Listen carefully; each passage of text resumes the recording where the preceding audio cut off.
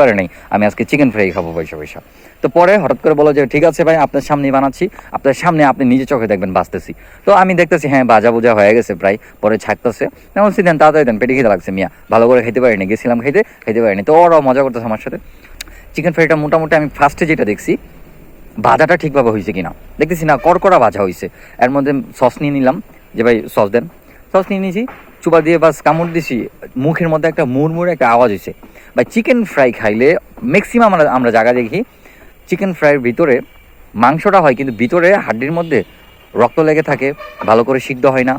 এই ঝামেলাটা সবার সব জায়গায় সব রেস্টুরেন্টেই থাকে, ম্যাক্সিমাম 19-20 থাকে, হয়তো বা চিকেনটা অনেক আগের বুঝাই যায় এরকম। বাট এখানে চিকেন ফ্রাইটা খাওয়ার পর খুবই ভালো লাগছিলো।